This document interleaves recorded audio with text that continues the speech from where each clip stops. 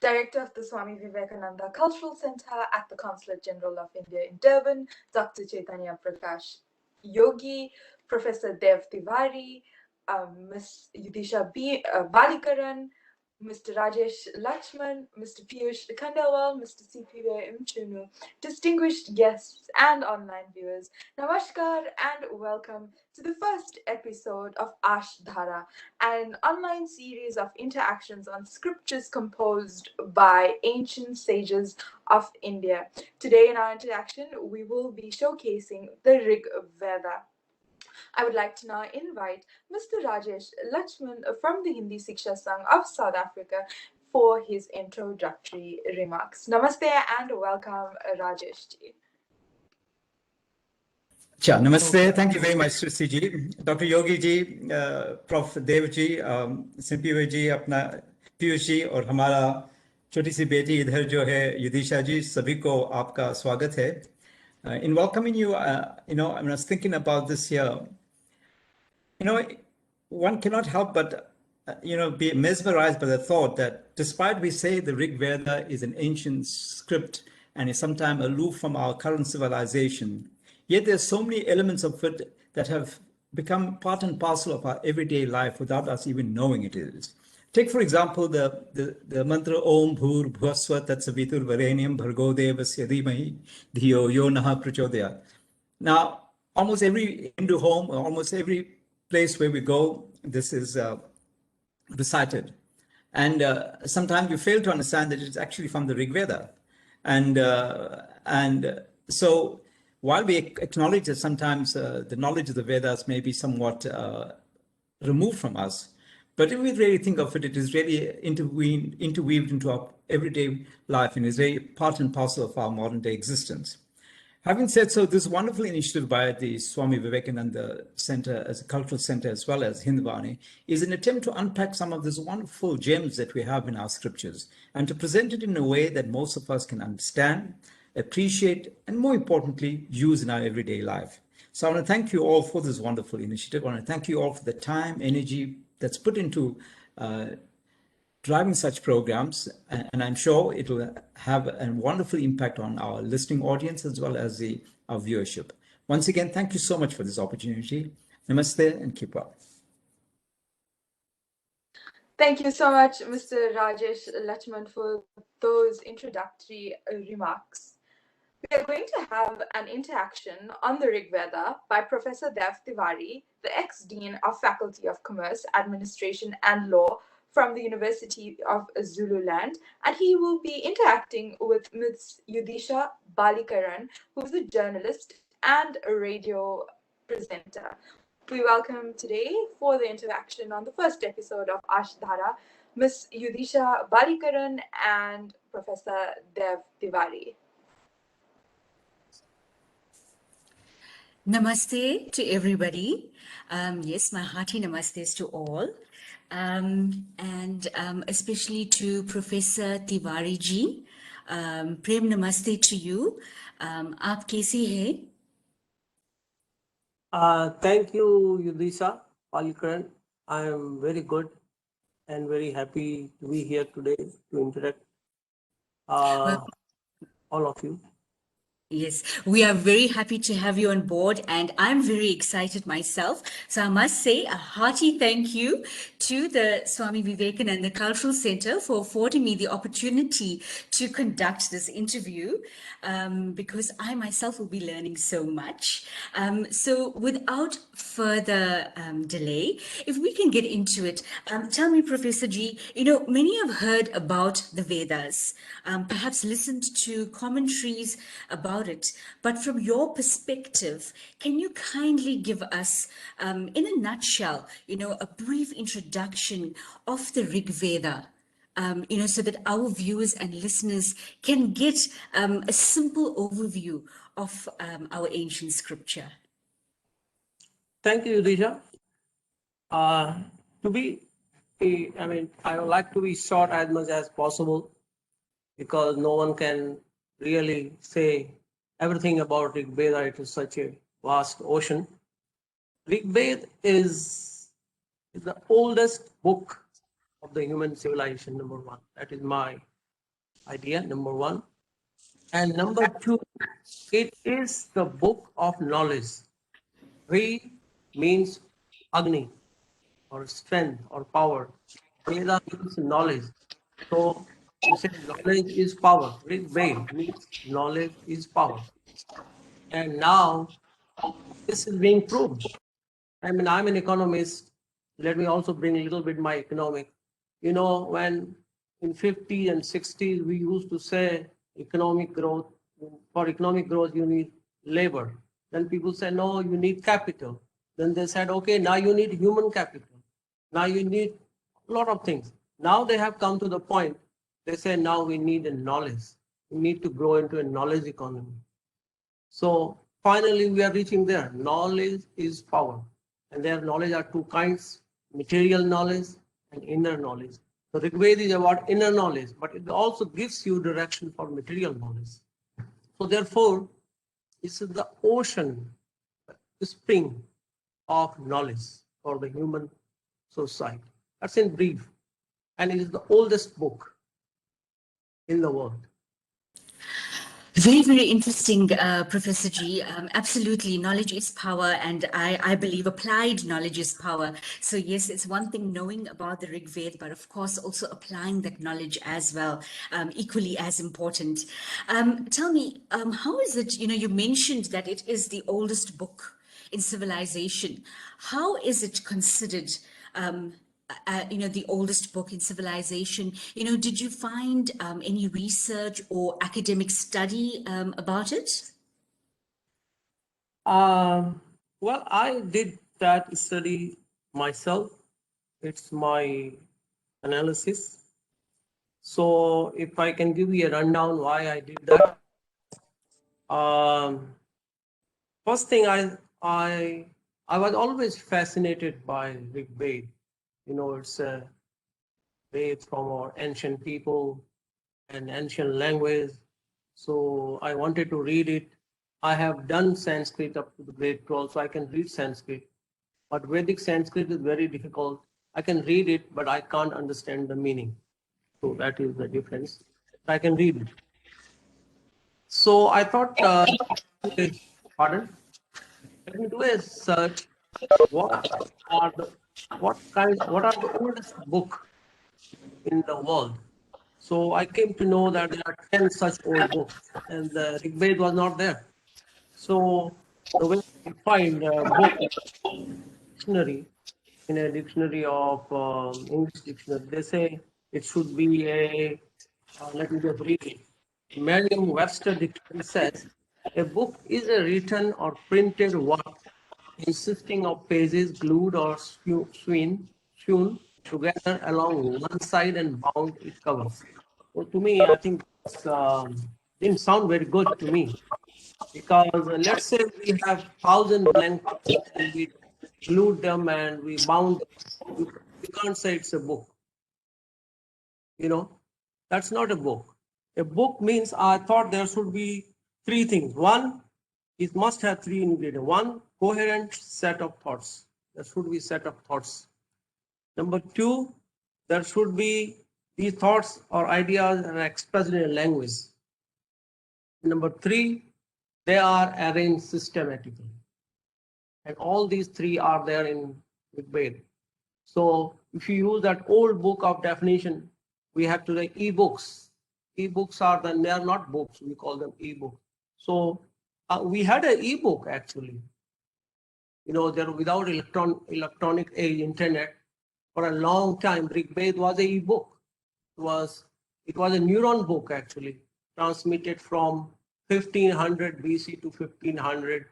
I don't know the time, for more than 1,000 years, it was transmitted through human memory. There is an expert in Rigveda, there's an expert in Yajurveda, and they will memorize it, they will understand it, and then it goes to from Guru Shishya Parampara. Guru Shishya Parampara. So it's a neuron copy of Rigveda. You can't say it is not a book. So I say this is a book.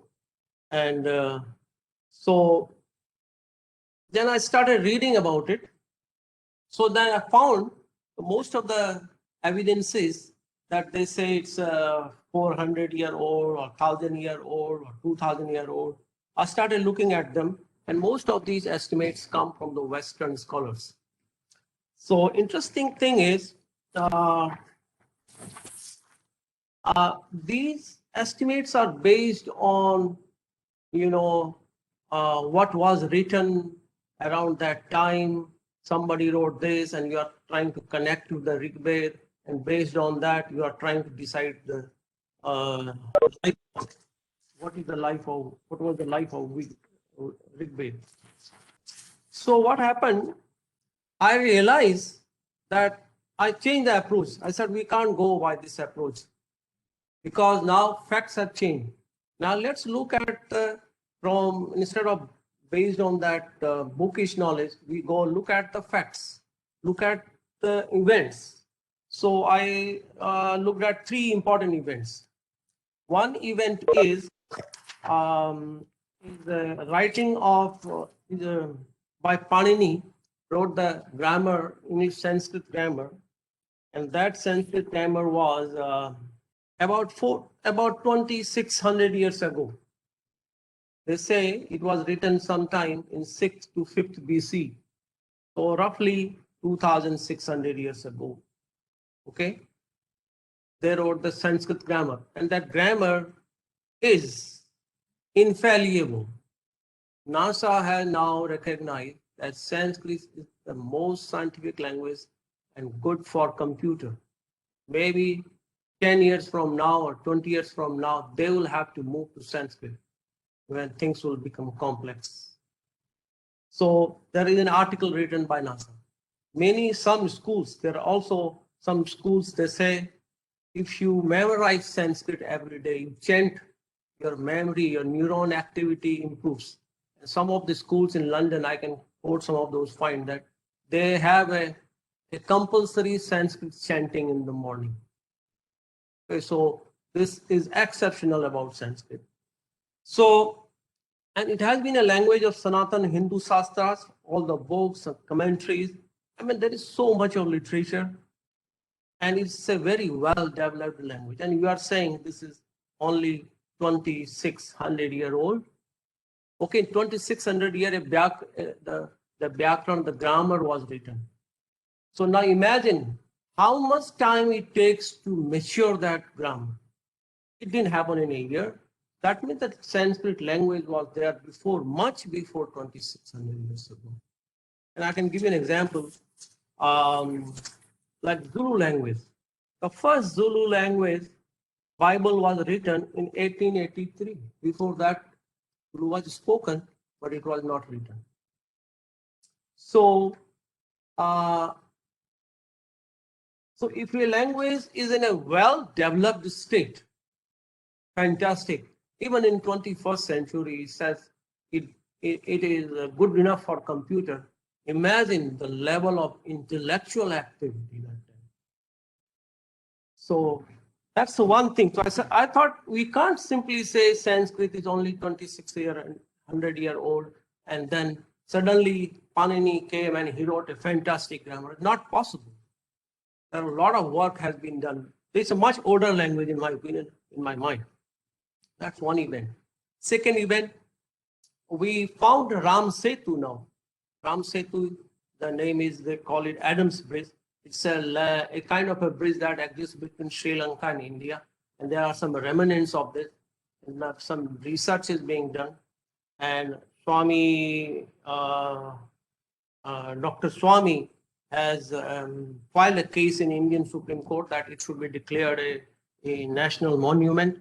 And now NASA has also confirmed that it's a man-made bridge, and people have estimated age, and the age of that bridge is about 18,800 to 1.7 million years. I mean, so that comes okay.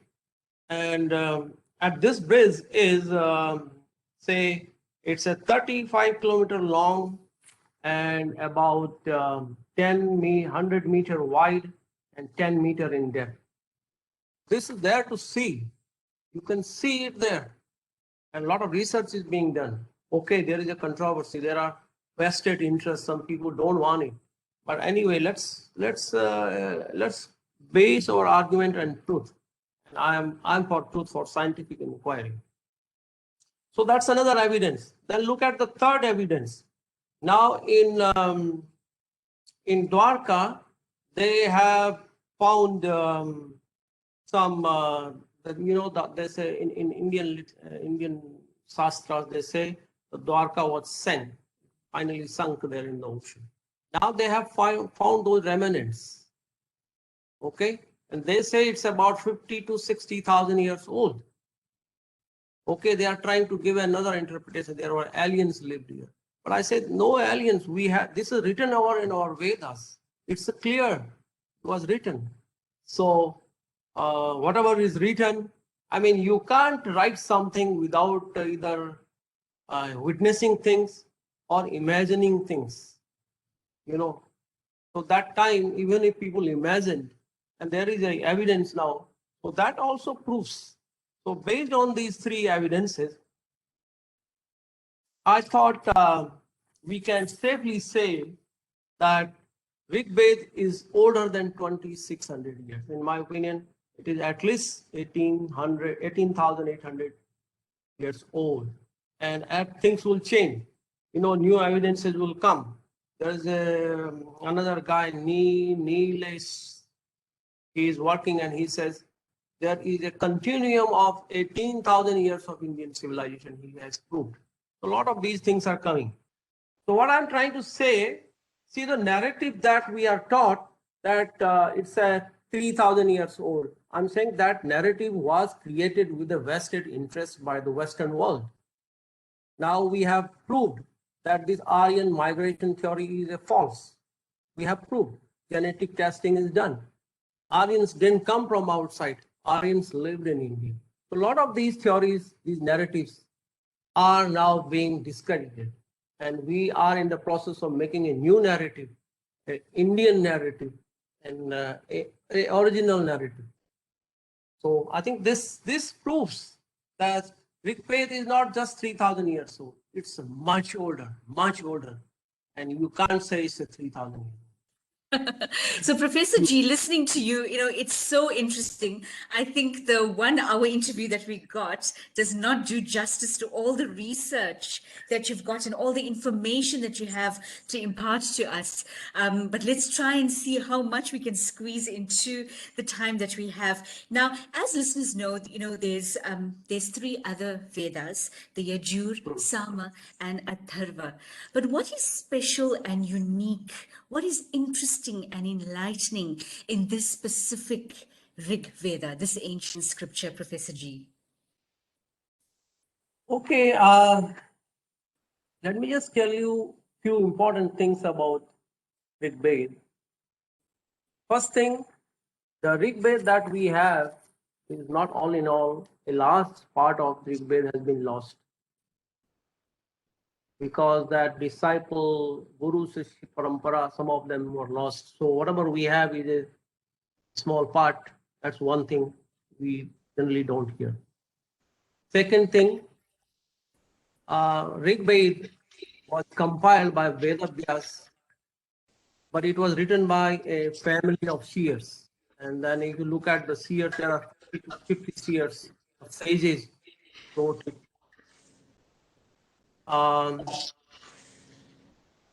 And then the famous Gayatri mantra and then Ganapati mantra, Om Gan Ganapate Havavahe, comes from Rigveda. Om Bhu Bhurva So Tatsa Vituvarenyam Bhargo Devasya Dhimai Dhiyo Yo No Surya comes from Rigveda. And most of the Hindus and non-Hindus chant this mantra. So that's a very special thing about Rigveda. Rigveda is written in a form. Okay, Rigveda is a knowledge, the store of knowledge. Yajurveda is written in prose form. It's about action, karma kanda. Samveda is in a song form, in a songs. This is about upasana or worship. And Atharveda is a combination, miscellaneous. So it's a theory, gyan, the knowledge, action. Yajurveda Upasana is your samved, knowing, jnana. Action, feeling. That is samved. Worship is feeling. So a mind has three functions: knowing, willing, and feeling. And that's the combination that culminates the soul.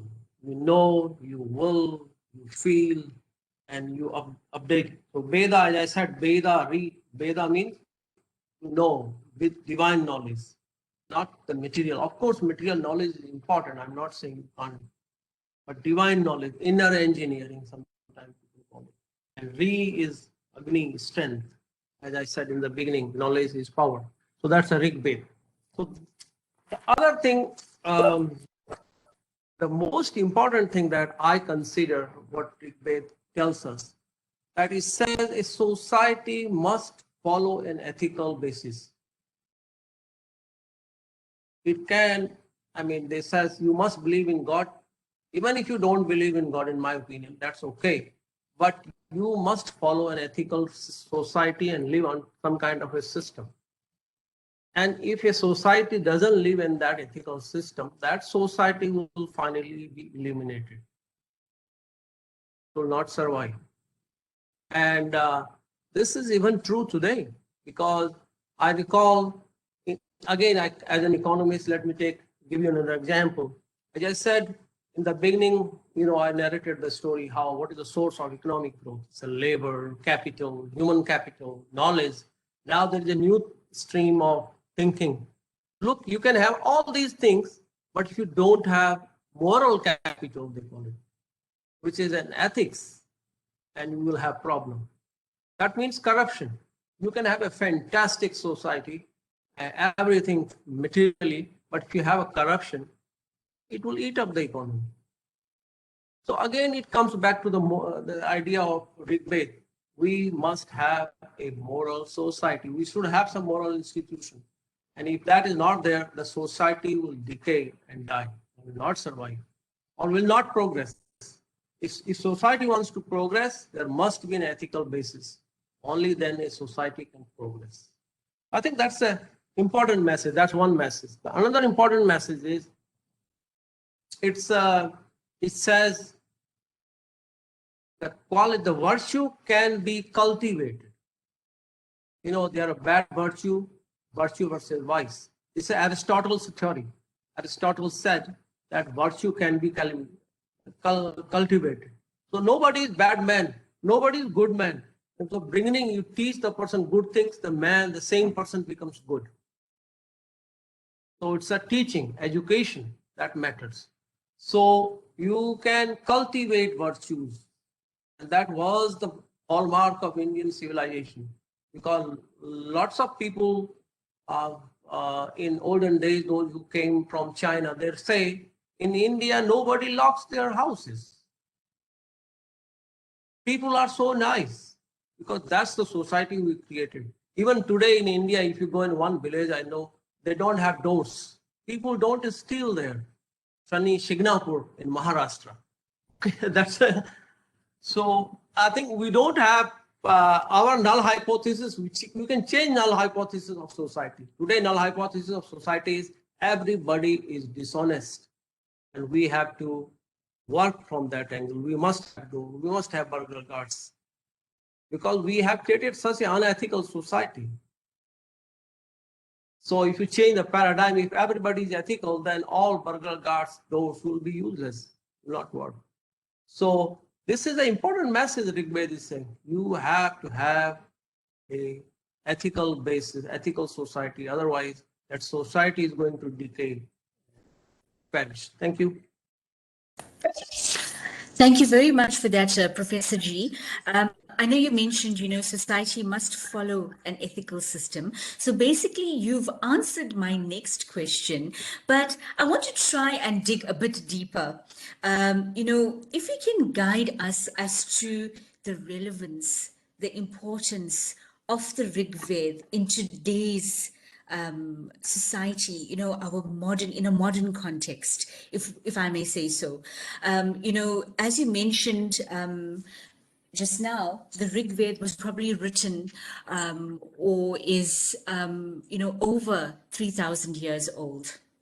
So, in this day and age, how relevant is this ancient scripture to the way we live our lives today? I think I partly answered that question. Yes, you have. As I mentioned to you, if we can dig a bit deeper. Yes. Well, I think now you will probably ask, you want to listen some. Let me just say, I'm going to bring some slokas, if you don't mind, and maybe um, maybe I will give you a little later how many slokas there are there and all kinds of things. Let me just say there are two slokas that I want to read about God, because whether you believe in or not, always people talk about God. So it is relevant or irrelevant, but you have to talk about it. I think I'm just gonna read two slokas, or they are also called Richa. And this is Rigveda in Mandal 1, Sukta 44, Richa 5, Richa. So it's a book number 1.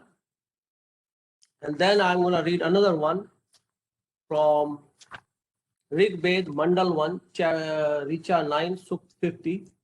So let me just read these two. It says, who is God? Number 1. It says, Istavishyami Twamahang Vishwam Syamrat Bhojana Agre Pratar Mamratam Miyeshtya Yajistang Hridaya Vahan. Okay, I'm not a very great reader of Sanskrit, but I can just read it. So a lot of Sanskrit scholar will find fault with it. So I apologize for that. But the purport of this slok is one should worship who protects the world, Jagat, gives the moksha, okay, happiness, Anand, and gives knowledge, not any other. That's what we find definition of God. Another definition, this is from Mandal 1, Sukta 50, Richa 9. Ayukta Sap Sunduvyo Suro Stansya Nrapatya Tahiyarti for Mukti. It says, who's God? One who is effulgent like sun, all pervading like a sky, purifiers of worshippers or devotees, is the worshipable God of all human beings. So I think that's the definition of God Rigveda is giving you. It's giving you all world, all human beings. Not saying it's only this God is only for good for white, good for black, good for Muslim, good for Hindus. No, it's a God of all. So I think, look, what a great philosophy in those days, even if it is 3,000 years ago. I say it's more than 3,000. What kind our ancestors were thinking? At that time, the world was not explored probably much. According to, Vasco da Gama came, they say, well, India was already there. But I'm saying, look, at that time, that is the kind of thinking. Look at the vocabulary. How can you say that it is just 3,000 years old? I mean, look, it's a fantastic creation. So many years ago, they were thinking like that. In terms of world, today we only think about our village. Okay, so basically, what is the relevance of the Rigveda, which, as you mentioned, was written way more than 3,000 years ago? And that's a huge span between, we're looking at a different era altogether. And what relevance does it have in today's modern society? But I Okay, think you've answered it so beautifully. And the fact that our Vedas is something that is universally accepted because it's relevant to everybody. As you mentioned, not just a Hindu or a Muslim or different race groups, different castes. It's for all of society, all human beings. I think So I think this is really my explained it so message beautifully. from Rigveda. All human beings, they must not fight for things that they are fighting. There is a God of this kind, and that's the God who will bring peace to the world. So let's not fight for Christian, Muslim, all other gods or any other Hindu god. This is Rigveda, God of Rigveda, who says, loves the entire world. Okay. So people should start reading it. It's not only for Hindus, it's for non-Hindus. Actually, they must learn it more. There is so much there. Ralph Immersion is a American philosopher. He read Vedas. He wrote in fantastic things about Bhagavad Gita. And so unfortunate part is sometimes don't read it. Oh, this is a Hindu thing, and I'm a Christian. I will not read it. And I'm a Muslim. I will not read it. I'm saying no, that's not correct. This is for all. This is for the welfare of human mind. Thank you. Absolutely. Listening to you, Professor G, you have so much of passion for your research, for your study into our ancient scriptures. So tell us, did you find any difficulty studying or understanding the Rigveda as a scholar? Yes, very much, because I will not call myself I'm an expert on Rigveda. I'm just learning. I just know the technique of research, and I am basically an economist. I started learning about it, and it's good that the Swami Vivekananda Cultural Center has given me an opportunity to express it to the world. So I had a lot of problem. I wish if I knew good Sanskrit, I could understand, because the Vedic Sanskrit is very tough. Although pronouncing it is also very tough. I can pronounce it, reasonably okay, but I think any Sanskrit scholar will not accept my pronunciation. The second problem that I had, that there are so many interpretations of Rigveda translation. So I was looking at three different translations, one which are three people interpreted differently. So we don't know what is the real meaning. So that's one problem. Particularly Western world, Western experts don't understand the soul of Indian civilization, and they misinterpret a lot. So I have therefore zeroed on Arya Samaj interpretation, Maharshi Dayanand. I thought this is the reasonable, good interpretation. So that is another problem I face. So I think there is a problem, because there are many versions and you can read them and come up with the different things, and then you say, no, there is nothing. I think the best thing is to find a good source and a right person who understood Sanskrit and had translated in that spirit. So I personally think this by Swami Dayanand Saraswati translation is good. That's what I face. That's the kind of difficulty I face. Thank you.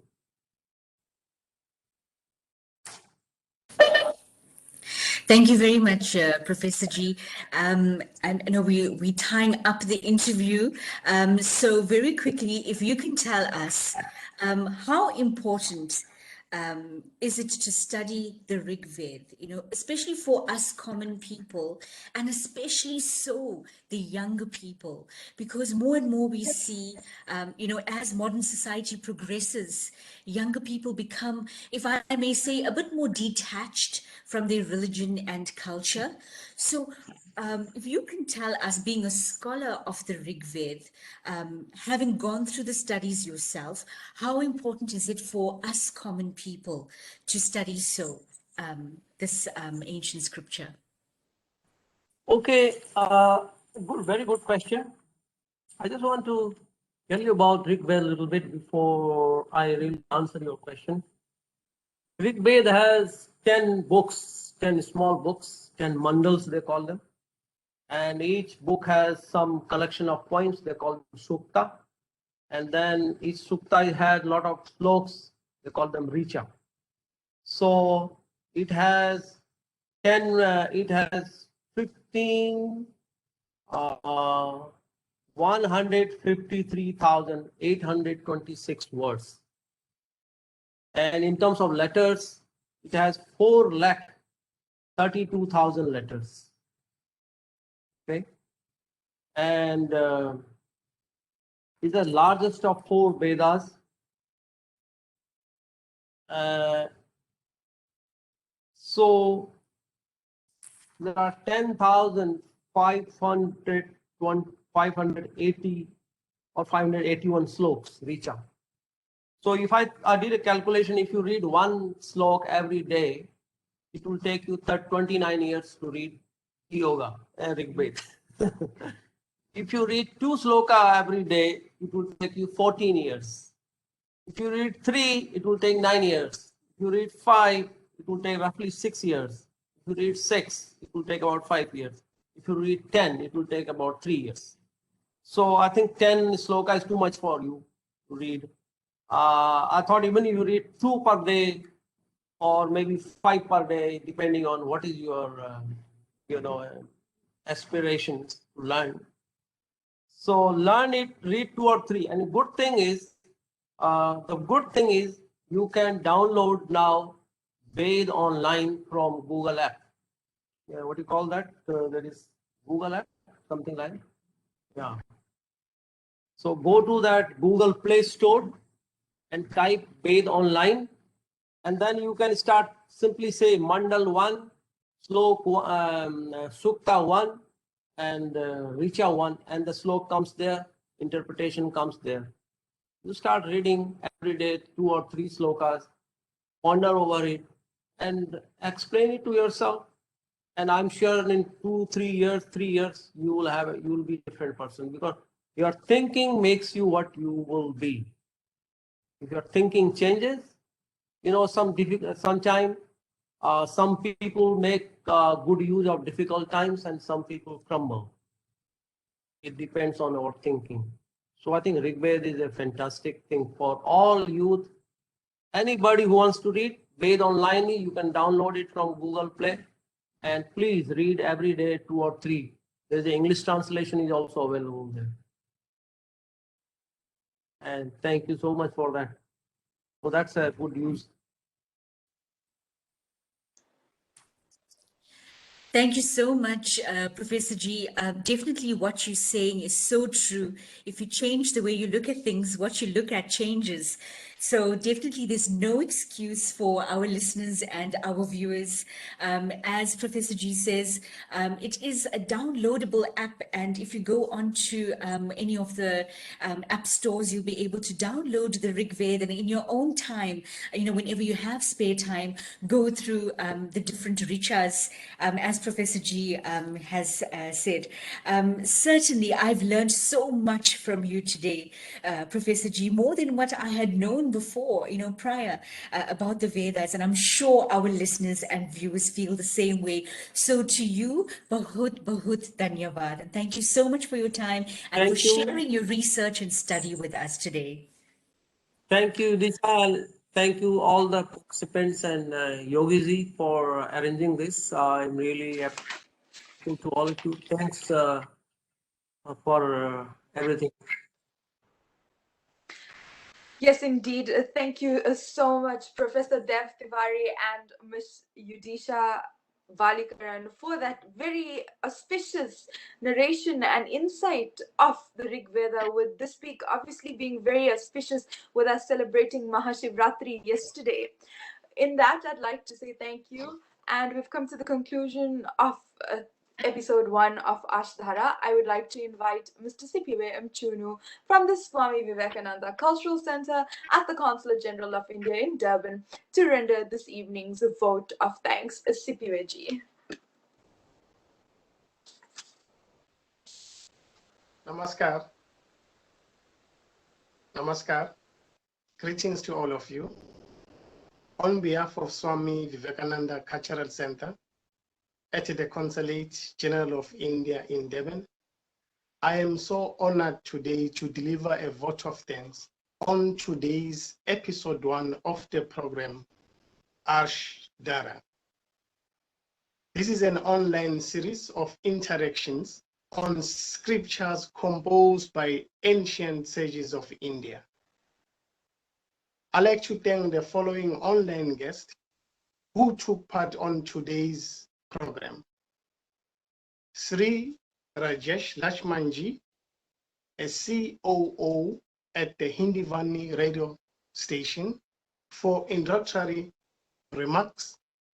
Secondly, I'd like to thank Professor Dev Tiwariji, a Dean of Faculty of Commerce, Administration and Law at the University of Zululand. Lastly, I'd like to thank Ms. Yudisha Ji, a journalist and a radio presenter. To all our 3 online guests, Sri Rajesh Ji, Professor Dev Tiwariji, and Yudisha Ji, Dhanyavad for taking part on today's program. And also allow me to thank for the very interesting interactions that was conducted by Professor Dev Tiwariji and Yudisha Ji. Sir, the interview was very interesting and it was also very informative. Dhanyavad for that. Thank you very much, Professor. Thank you, Ji. Now allow me to thank Dr. Chaitanya Prakash Yogi, Director of Swami Vivekananda Cultural Center in Devon, Sristi Harinarayan, Sri Piyush Kanderwal, for taking part on today's program. To all of you, thank you very much. Dhanyavad. To all our online participants who were with us on today's program, we'd like to say thank you very much for having time with us this evening. Please visit our Facebook page so that you'll be informed about all cultural activities organized by Swami Vivekananda Cultural Center in Devon. Once again, to all of you, such a wonderful guest. Have a wonderful evening. Namaskar.